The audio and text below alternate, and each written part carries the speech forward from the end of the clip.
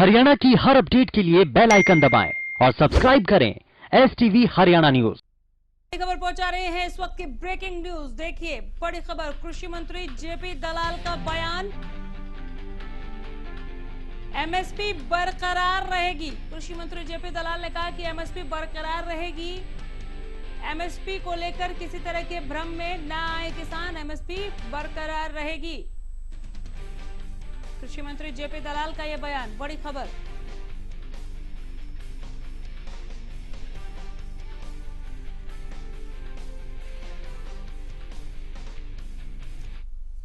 और सीधा रुख करेंगे बड़ौदा, हमारे सहयोगी सोनिया सत्यनेता के पास।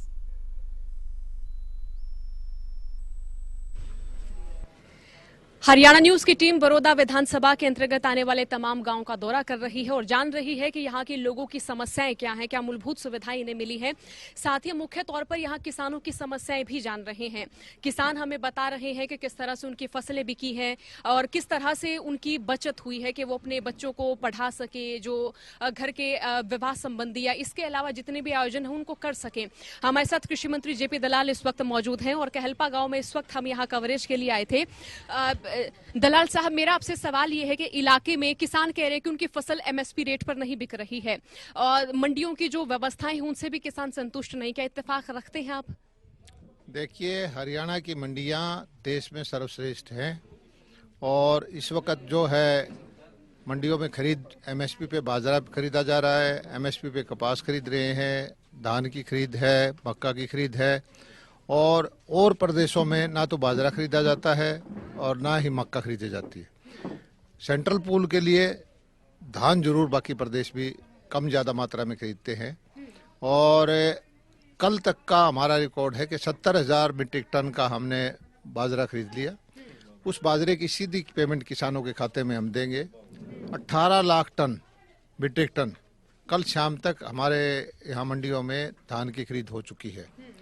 ये जो कहते हैं ये जरूर है कि मंडियां जब चलती हैं 100 किसान में से 1-2 किसान को दिक्कत हो जाती है तो किसान को परेशानी होती है और उससे मुद्दा खड़ा हो जाता है। और इस वक्त मुद्दा खड़ा किसान नहीं कर रहा है, इस वक्त मुद्दा खड़ा कर रहा है मंडी में बैठने वाला बिचौलिया जो पैसे दे के ब्याज बट्टे का काम करता है, किसान का शोषण करता है।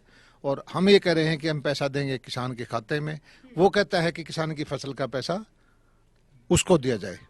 ये जुल्म है किसान के ऊपर सदियों से कि उसकी फसल को सरकार खरीदे और पैसा बिचौलिए के पास जाए और ना उस किसान को देता है, कब देता है, ब्याज देता है, नहीं देता है। इस व्यवस्था बदलने की लड़ाई है और इलेक्शन आते रहते हैं, जाते रहते हैं, लेकिन एक चीज को सुधार की तरफ हम लेके जा रहे हैं।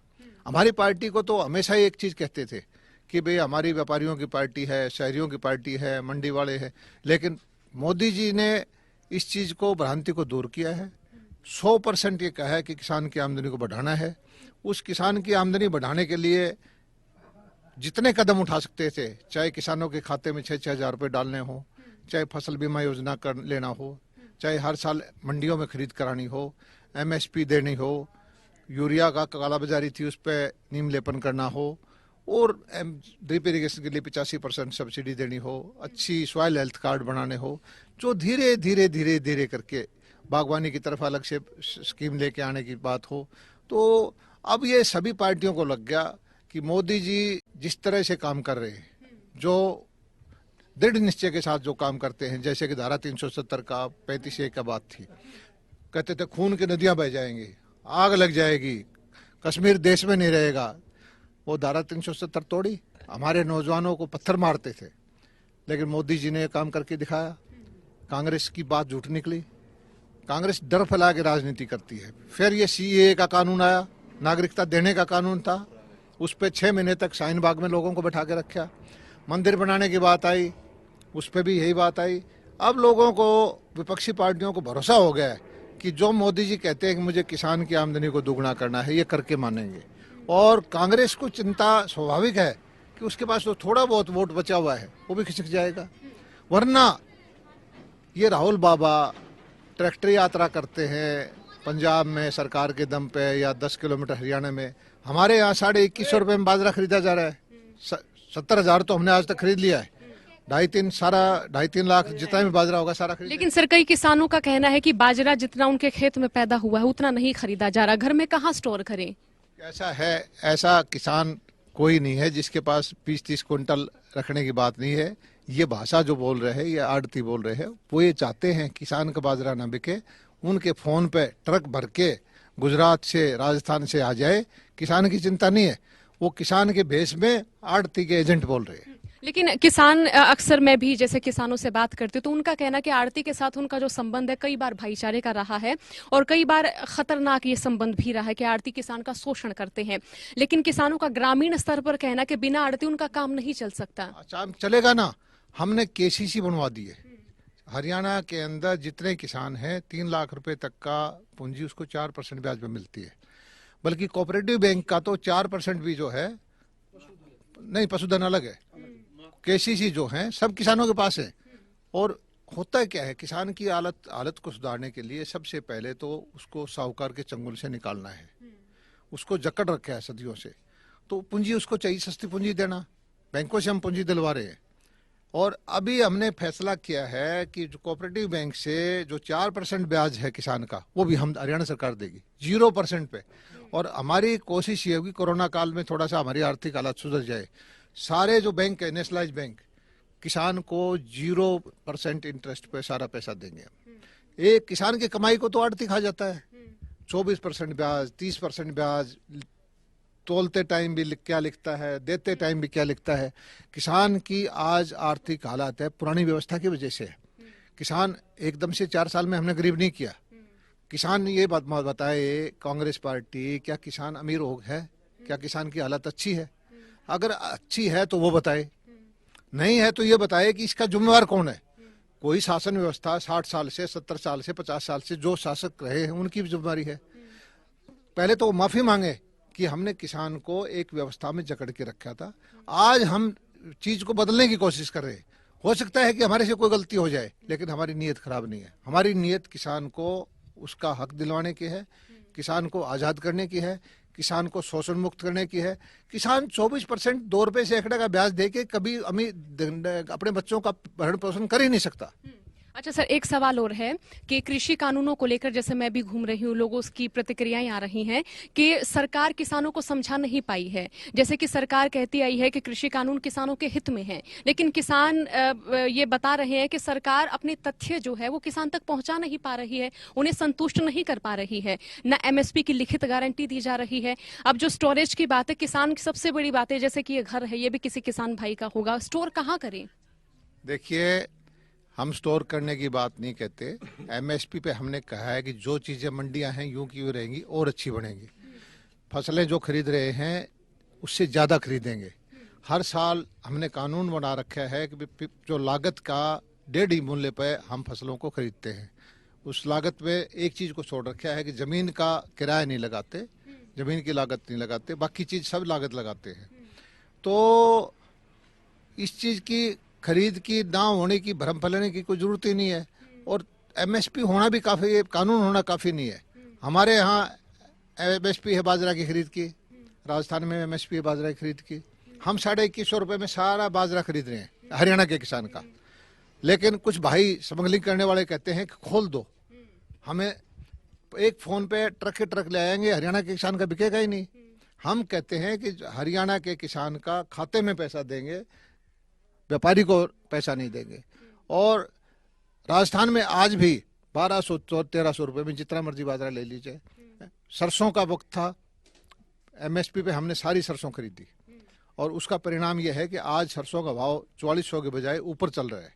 हमारी सरसों रखी हुई है, हमें चाहे घाटा हो नफा हो, हरियाणा के किसान के लिए हमने कुछ भी नफा नुकसान की चिंता नहीं करते। लेकिन राजस्थान ने सरसों नहीं खरीदी, राजस्थान न चना खरीदता है। जहाँ कांग्रेस जो ढकोसला कर रही है किसान हितैषी होने का, अपनी जाके जहाँ पे कर्जा माफी देके वो सरकार के, अब पता करो कि कर्जा माफ कर दिया क्या। ये किसान को कर्जे में दबा के रखना चाहते हैं, किसान का शोषण करते हैं, किसान को वोट बैंक समझ रखा है, किसान को इंसान नहीं समझ रखा है। और हम जो है, सरकारें आती रहती हैं जाती रहती है, लेकिन किसान को इस शोषण मुक्त करना है।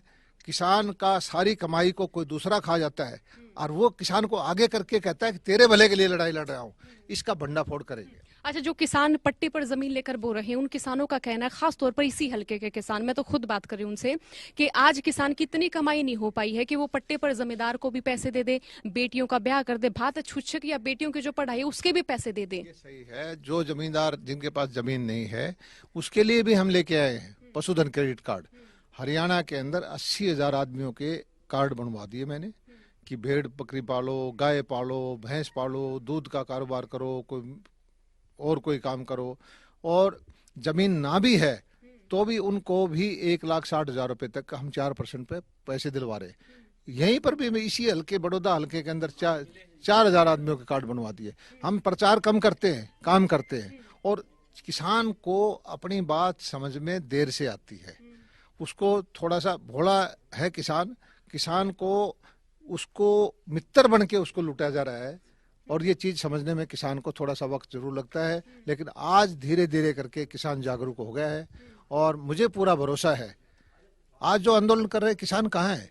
किसान खेतों में व्यस्त है, फसल कटाई के लिए मजदूर नहीं मिल रहे, कपास चुगाई के लिए मजदूर। आप जो विरोध कर रहे हैं उनको कांग्रेसी कार्यकर्ता बता देते हैं, लेकिन जो समर्थन में है वो किसान ही है क्या? देखिए, मैं ये नहीं कहता कि कांग्रेसी लोग कार्यकर्ता भी कुछ किसान हो सकते हैं, आड़ती भी किसान हो सकते हैं, कुछ मजदूर भी हो सकते हैं। और हरियाणा के अंदर करोड़ों की आबादी है। अगर आड़ती व्यापारी की बात तो 20,000 आड़ती है, उनके पास 2-2 पल्लेदार हैं, 1-2 किसान उनके कहने से मान भी जाए तो लाखों की संख्या हो सकती है। अब तक सड़कों पे बैठने वाले कितने आदमी हैं? आजकल सोशल मीडिया का ज़माना है, 20 आदमी सड़कों पे बैठे हैं, ये सोशल मीडिया पे दिखा दें, हाय हाय कर दें, जेपी दलाल के सागर के रास्ता रोक दिया, घेराव कर दिया।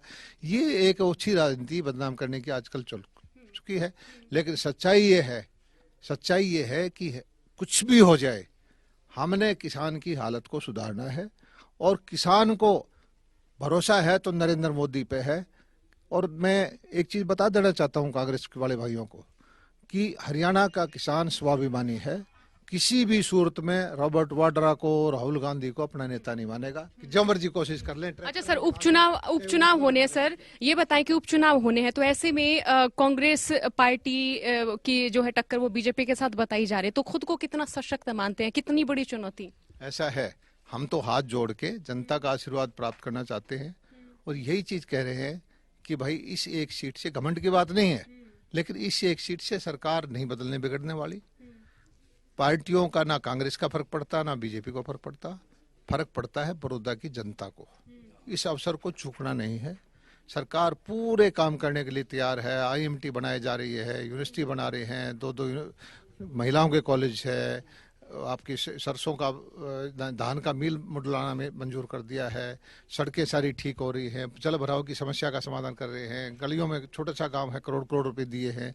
और इस अवसर को चूकना नहीं है, और लोगों के अंदर एक चाह भी हो गई है।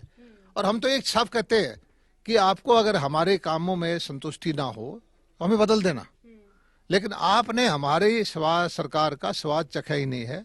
आपने बीजेपी का विधायक कभी बनाया नहीं है, बड़ौदा में कभी बनाया नहीं। पहली बार इस बनी बनाई सरकार में एक अनुकूल विधायक बना के हिस्सेदारी करे, और विकास में अपनी जो अड़चन ना डाले। होता क्या है, दूसरी पार्टी का विधायक की अपनी छोटी सोच हो जाती है, वो नहीं चाहता कि सरकार कोई काम कर दे, और इसका नुकसान खामियाजा उस क्षेत्रवासियों को झेलना पड़ता है। अच्छा, हल्के के लोग ये भी कह रहे हैं कि कभी सी मनोहर लाल यहाँ बड़ौदा हल्के में नहीं आए, कोई नेता यहाँ पर नहीं आए। जैसे उपचुनाव की घोषणा हुई तो तमाम नेता आ रहे, हर गांव का दौरा कर रहे हैं। देखिए, मुझे जब ये पुराने विधायक जिंदा थे, मुझे मुंडलाना गाँव वासियों ने बुलाया था, गौशाला का प्रोग्राम था, 21 लाख रुपए दे के गया था। आप पता कर लीजिए जाके, और जितनी भी पानी की और की उनकी जो थी उनकी मंजूर करी थी। और 7,000 गांव हैं, 7,500। हर गांव में हर रोज तो मुख्यमंत्री नहीं आ सकता, और यहाँ के अगर विधायक होगा और हमारी भारतीय जनता पार्टी का होगा तो वो कभी किसी मंत्री को लेके आएगा, कभी किसी अधिकारी को लेके आएगा, कभी मुख्यमंत्री को लेके आएगा, तो क्षेत्र के विकास के काम बढ़ेंगे। इस इलाके में ज्यादातर किसान हैं, तो किसान कृषि कानूनों को लेकर विरोध कर रहे हैं, तो ऐसे में बड़ी चुनौती माने ये चुनाव जीतना और किसानों को समझाना भी। क्योंकि मैं बार बार इसीलिए पूछ रही हूँ क्योंकि मैं भी किसान भाइयों से मुलाकात कर रही हूँ, पूछ रही हूँ। देखिए, मैंने कोई पढ़ाया नहीं है, यहाँ 10, 20, 50 किसान ही हैं या किसान के बेटे हैं। इनसे पूछिए कृषि कौन से कानून का विरोध कर रहे हैं। आप किसी से पता कहलवाइए कृषि कानून कोई गलत है, इनको ये सारे आपके सामने बोल रहे हैं। ये सिर्फ प्रचार है, दुष्प्रचार कर रहे हैं, किसान के कंधे पे रख के बंदूक चला रहे हैं, किसान वो गोली किसान को ही मारने की कोशिश कर रहे हैं। और ये दुष्प्रचार हम इलेक्शन आते रहते हैं, जाते रहते हैं, राजनीति में हार जीत होती रहती है, लेकिन जो भ्रम फैला के, जो डर फैला के जो ये राजनीति कांग्रेस करती है वो हम चलने नहीं देंगे। अच्छा, तो कांग्रेस के साथ जिस तरह से टक्कर होनी है, तो क्या क्या आपके मुख्य मुद्दे रहेंगे? ऐसा है, ये इलाका थोड़ा सा, क्योंकि यहाँ पुराने मुख्यमंत्री रहे हैं, उनके पड़ोस का इलाका है, थोड़ा बहुत भाईचारे की लिहाज है, शर्म है, सारी बात है। लेकिन इन लोगों को मैं पहले बता देना चाहता हूँ कि ये जो ट्रैक्टर पे है ना, ट्रैक्टर पे राहुल गांधी हुड्डा साहब को इस बार नहीं चढ़ने देगा। तेल डलवा लेगा, सफाई करवा लेगा, और अगर गलती इन्होंने वोट उधर दे भी दिया ना तो कोई और छीन के भाग जाएगा। तो ये लोग समझते हैं आजकल सोशल मीडिया का जमाना है, एक एक चीज पे नजर रखते हैं, लोग भ्रमित नहीं होंगे। और मुझे पूरा भरोसा है कि पहली बार इस क्षेत्र के अंदर कमल खिलेगा और किसान भाइयों की, जो उनके बच्चों की आगे जिंदगी में कुछ बदलाव आएगा। और बहुत तरह की हम स्कीमें लेके आ रहे हैं, बागवानी की स्कीम है, फार्म गेट प्रोसेसिंग की है, खुम्बी का उत्पादन है, मछली का पालन है, खुद बैठ के हम काम करवाएंगे। इन बच्चों को 5-5, 10-10 हजार की नौकरी के लिए नहीं घूमना पड़ेगा, लोन दिलवाएंगे, इनका माल बिकवाएंगे, इनको अच्छी खाद बीज दिलवाएंगे, इनको प्रोजेक्ट समझाएंगे और इनको रोजगार मांगने के बजाय रोजगार देने वाला बनाएंगे। अच्छा, जिस तरह से यहाँ टक्कर आप बता रहे हैं कि कांग्रेस या फिर इनेलो, तो कौन सी पार्टी का ज्यादा यहाँ पर माने कि आपके लिए चुनौती है? देखिए, हम तो इतने एक्सपर्ट नहीं है, कौन सी टक्कर है वो तो जनता फैसला करती है। हम तो हाथ जोड़ के प्रार्थना करते हैं, अपनी बात रखते हैं। और पुराने जमाने में, पुराने चुनाव में हमारी यहाँ कभी हमारी कैंडिडेट जीता नहीं है।